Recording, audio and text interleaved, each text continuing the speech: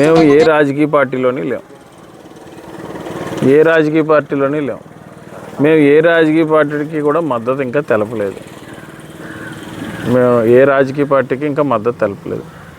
ఈ సింహగర్జన అనే మీటింగ్ వల్ల మన కులానికి, ఇక్కడ ఉన్న వాళ్ళందరూ మన కులపోళ్ళేనా, మనోళ్ళే కదా చెప్తున్నాను, మన కులానికి ఏదైతే అన్యాయం జరుగుతుందో ఈ సింహగర్జన పెట్టడం వల్ల ఏదో న్యాయం జరిగిపోతుందని పెట్టలేదు. ఈ సింహగర్జన అనే మీటింగ్ పెట్టడం వల్ల న్యాయం జరిగినా జరగకపోయినా ముందు మన కులంలో చైతన్యం రావాలి. ఎర్రిబాగులోలాగా మనం రాజకీయ పార్టీలని, రాజకీయ నాయకుల్ని నమ్మి ఓటేస్తున్నాం. మీకు అర్థమైందా? దళితులు అంటే అంటరాని వాళ్ళు. మీకు అర్థమైందా? దళితులు అనే పదానికి మీనింగ్ ఏంటంటే అంటరాని వాళ్ళు. అలాగా మనం అంటరాని వాళ్ళ కింద ఎందుకు ఉన్నాం? ఇప్పుడు జరిగింది కాదు కదా, ఇది ఎప్పటి నుంచో మన తాతల దగ్గర నుంచి వస్తున్నటువంటి విషయం ఇది.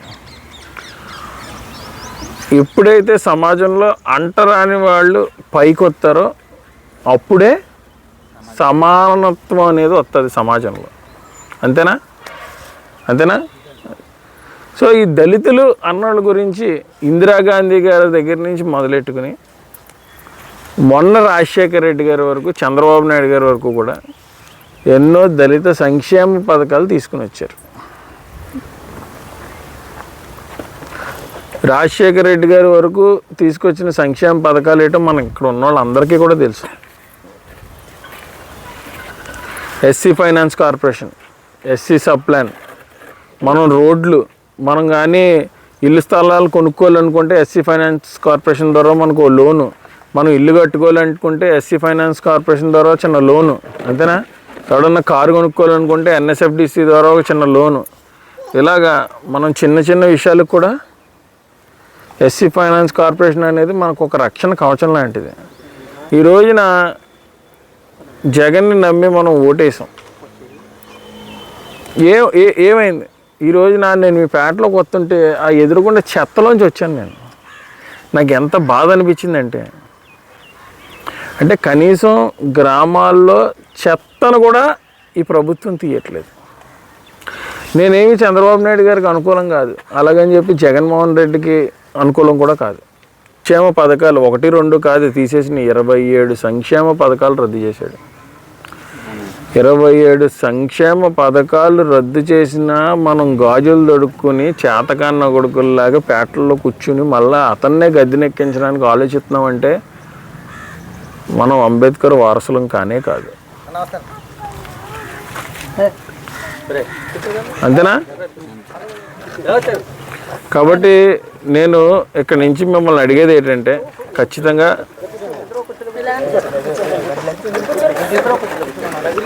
ఎంతమంది ఉన్నారా ఈ పేట?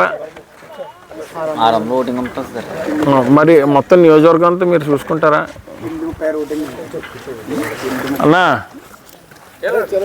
సుదర్శన్ అన్న, మీరు కొంచెం నియోజకవర్గం కూడా మీరు జాగ్రత్తగా లైన్. మన నరేష్ ఏడి వస్తున్నాడా? కనీసం ఆటోకు 10 మంది పడతారనుకుంటే 500 ఆటోలు రావాలి ఇక్కడి నుంచి ఈ నియోజకవర్గం. అందరూ ఏమైపోలే, 1, 2 కాదు కదా, 27 సంక్షేమ పథకాలు రద్దు చేసేసినా ఈ రోజున మన అందరం ఇక్కడ తాపి కూర్చుని మాట్లాడుకుంటున్నాం. ఈ పాటికే మనం రాస్తా రోకోలు చేయాలి, ఈ పాటికే మనం రోడ్డు ఎక్కాలి, అయినా కూడా మనం సిగ్గు లేకుండా ఇంకా ఇక్కడ కూర్చుని ఉన్నామంటే వాళ్ళని చంపేస్తున్నట్టే ఈ కుర్రగాళ్ళందరినీ. ఈ రోజున సంక్షేమ పథకాలు తీసేశాడు, రేపు చట్టాలను తీసేస్తాడు. మీరు మళ్ళీ ఓటేసుకోండి, ప్రాబ్లం లేదు. కానీ మనం రోడ్డు ఎక్కి కనీసం నిరసన కూడా తెలపలేకపోతున్నాం అంటే మనకన్నా చేతకాలేని వాళ్ళు ఎవరు లేరు. మా పల్లె తల్లి సంఖ్యలు తెంచుటకు కలబడి నిలబడి దండు కట్టిన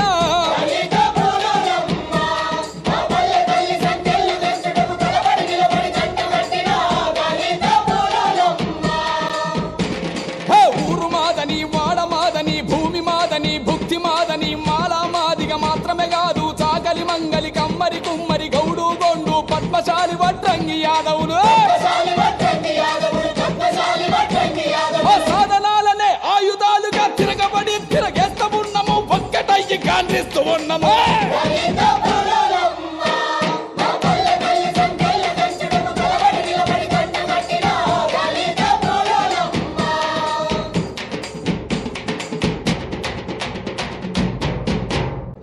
దళిత పూలులమ్మ మా పల్లె తల్లి సంఖ్యలు తెంచుటకు కలబడి నిలబడి దండు కట్టిన